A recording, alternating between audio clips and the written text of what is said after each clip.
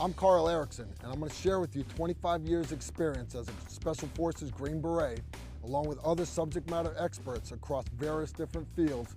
We're going to show you how the military shoots, moves, communicates, and makes the best of using the latest and greatest equipment. Can you believe it has been 4 years already? Hey, we just hit 500,000 subscribers. That's kind of a goal of ours, so I figured I would do a video, kind of give you guys some of the background behind Tactical Rifleman. So let's start with the birth of Tactical Rifleman. I was getting ready to retire from 5th Special Forces Group. I was there, I was actually the company sergeant major for the SIF company, now called the CRIF company, for 5th Special Forces Group.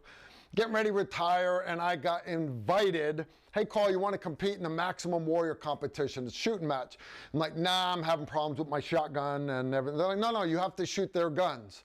I'm like, no, to hell with that. If I'm going to compete, I'm going to compete with my own guns.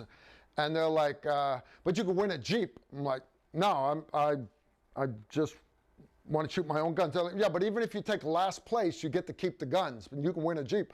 All I heard was free guns. So anyways, I end up competing in the Maximum Warrior competition. The year was 2010. And anyways, I end up winning. That's where I got my 4-door Jeep, my Call of Duty Jeep. I would never buy a Call of Duty Jeep. I love my Jeep. You guys know I love my Jeep. But anyways, from there, I ended up getting out of the military a little while later, and they kept filming this thing every year, and I became the host of the Maximum Warrior competition that Maxim Magazine and Jeep put on. Well, the film crew that was filming it, I got to be really good friends with the film crew. I got to be great friends with them. And anyways, they come up to me once, and they're like, hey, we just got done filming with this other social media guy, and he is very unsafe, and there's a lot of jackassery. But we looked around, and there aren't really any YouTube channels that have professional training tips, things like that. And we want to do that. Would you like to do that with us? And I thought about it, and okay, let's give it a shot. I use it to help promote classes for my own LLC, for Tier 1 group, for everybody else, because I wanted it to be a place where subject matter experts could share tips with people, but also so you get that small taste of what that subject matter expert has to offer, and then you go take training classes with him. So I told the film crew, look, we're never gonna be a big channel. We're not. I just wanted us to be a professional channel with professionals, professional subject matter experts. So that's kind of where we grew it. Now, I mentioned when I retired, I started my own LLC, my own training company, right? And my training company is called Ex Umbris International LLC. That's the company that I do training classes under. Now, I needed to come up with a logo for my LLC. Now, if you look here, this is my old unit's logo. This is a plaque from when I left my Sniper A team. This is a familiar logo to a lot of guys in the military, and they're like, oh, that's the SIF logo, that's the CRIF logo. It actually dates back before that.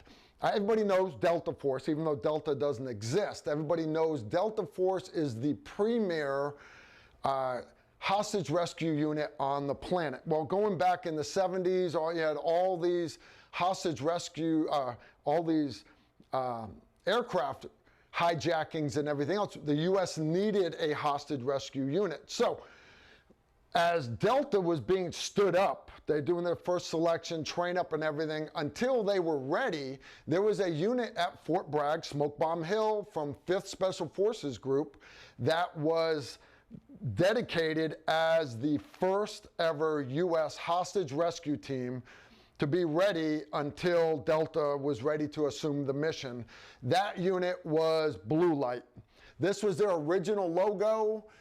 Basically, you've got 2 crossed arrows to represent it being a Special Forces unit, and then you've got the skull and the sword because that makes them look cool. Now, and it from there grew to every SIF company, which is basically the hostage rescue unit for that particular area of the planet. For example, the CENTCOM commander, who's responsible for the Middle East, the Horn of Africa, all the stands, his SIF company was my old unit, A15. We were the SIF company, now called the CRIF company, for CENTCOM. So we were the hostage rescue unit to hold the ground until Delta could get there. Okay. Now, when a lot of guys retire, if you were from a SIF company, a lot of guys would put this logo on their business cards. It was a way for them to show people, hey, I was in a SIF company, I know my stuff. So I needed a logo for my LLC, Ex Umbris International LLC. Now, the whole point of my training company was that I teach how to shoot, move, communicate, how to do all the skills, the close quarters battle, the sniper support, all that. But not only do I train the same standards they did in the schoolhouse, but me and my instructors teach to a higher standard. So I was like, well, okay, so how do I convey that in my logo? I still want to be able to let everybody know from a distance, hey, I have a SIF background, but I also kind of wanted to make it my own. So what I did was I took a better skull, and instead of using the SF arrows, I used two, what's more modern than a bow and arrow. Without going all the way to guns, I put crossbow bolts, big fat crossbow bolts. If you zoom in on the logo, you'll see they've got a lot of edged blades on them. And then I replaced the center sword, going all the way back to my personal SF heritage, and I added the G42 Special Forces dagger. This is one of them that was given to me by Group Headquarters Company. So basically I took this dagger, I replaced the sword with the G42 dagger, and that became the logo for my LLC. I'd had it for a while, hadn't really given it that much thought. Fast forward, the film crew's like, hey, we're getting ready to start up our YouTube channel. We need a logo. Yeah. Okay. Well, I kept blowing it off. What logo do we use? Finally, I'm like, it doesn't matter. Just use my LLC logo, and hence the birth of the logo that you guys are used to for Tactical Rifleman. Now, Tactical Rifleman has begun to become more diversified. We've added SEALs. We've added other people that were not in a SIF company. So I kind of wanted to get away from that logo, but at the same time, a lot of you guys have become loyal followers of our logo.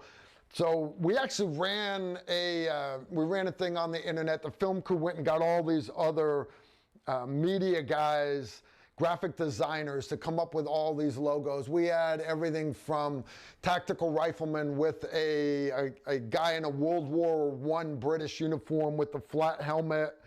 And we had other logos that were like copies from the local video games, and different skulls, this, that, and the other. And there were some great designs, but at the same time, I was like, you know, I want to change our logo because we're going in a different direction now. We're not just SIF company trainers. We've taken and we've got Tactical Rifleman, we're going in a different direction, but I still want to stay true to our roots. So basically all I did was I turned the skull now faces in the other direction. I still kept my G42 dagger, true to the original roots of Special Forces and the CIA, dating back to OSS, all that.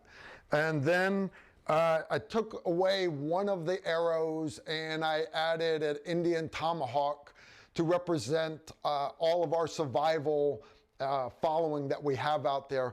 Tactical Rifleman is still about shoot, move, communicate, but it's also about all of you being prepared. So I added the tomahawk for Randy Rawhide Worst. He has added so much to this channel.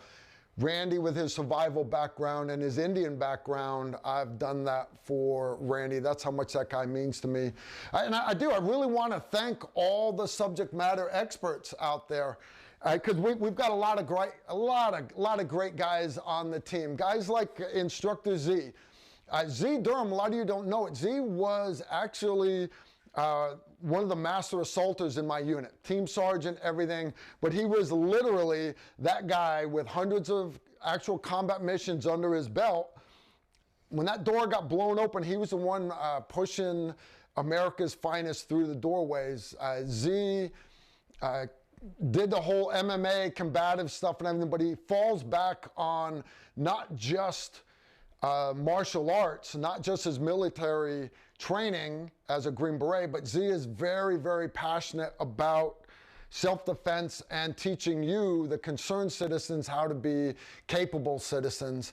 I mentioned Randy Rawhide Worst. Now, Randy, literally, Randy was the guy that everybody knows, got mentioned in other videos. Randy was the guy that literally wrote the survival portion of SOCOM's new SEER manual back in the day when they finally got around to updating the manual. Randy's the guy that did it because he's got that big survival background. But a little bit of tactical rifleman history for you. When I went to go get my Green Beret, when I got back from Desert Storm and I went to the Special Forces recruiter, they hand out the little pamphlets with, you know, go Special Forces. That pamphlet, a lot of people don't know it, it had a picture of a 5th Special Forces group, Green Beret, tough as nails, in his Class A's, Green Beret cocked on his head, and all his dress ribbons and everything. That was Randy Rawhide Worst in that photo, a young Randy Rawhide Worst. Randy's the generation ahead of me, but I still consider him one of the greatest instructors that's ever been out there. I got Jason Phelan. He's our SEAL. He helps round out our team. Jason has brought a lot to this team that you know, it's a different outlook that our Army brothers just don't give us. And on that note, that's the same reason why I wanted to bring in Imri. Now, Imri's new to the team, but Imri has a Israeli special ops background. All right, now you guys know the Israelis, they do CQB a little different. Yeah, they do.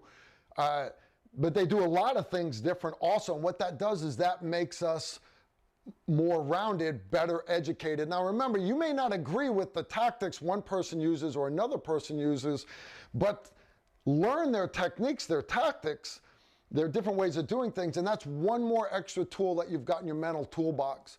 Right? Pete Jones, Keith Gipple, they've done a couple videos with us, and these guys are just, they're sharing their little tidbit where they're the subject matter expert. Donnie Bones did some of our earlier combatives videos, and he's going to be doing some more for us in the future.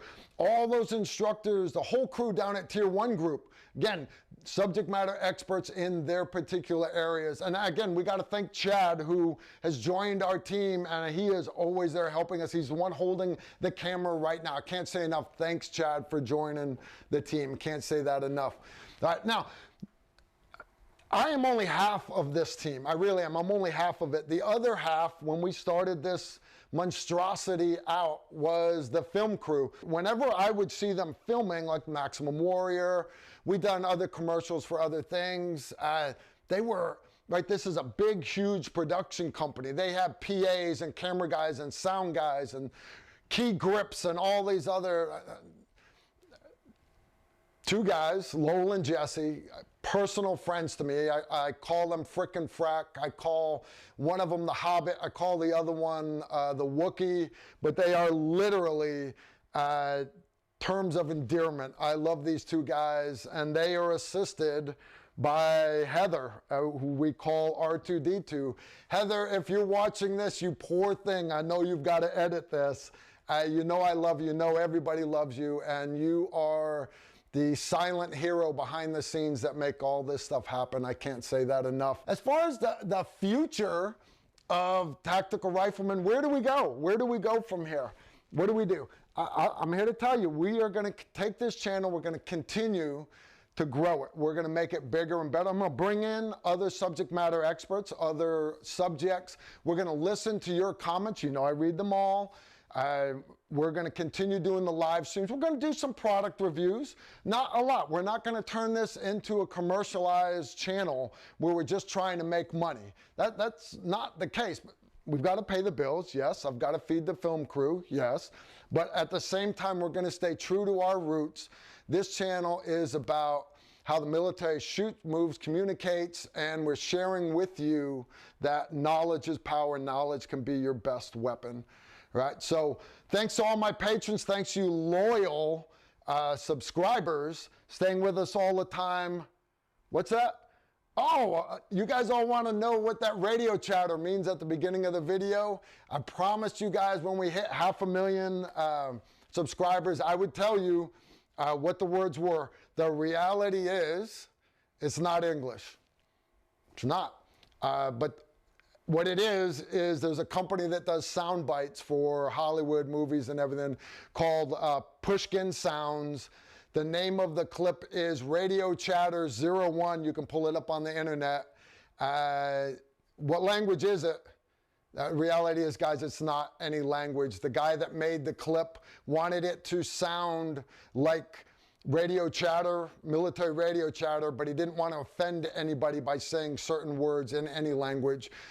I agreed with that. So our Radio Chatter 01 is just garbled noise made in a sound studio, and it's been driving you guys nuts, some of you, for going on 4 years. 4 years, can you believe it? Anyways, we've hit 500,000. Next goal, what do you think? 1 million? I don't care. I don't care. I really don't. I'm going to be true to you guys. And again, thank you for all of you guys being true to us. Y'all take care. Shoot straight. Incoming right there.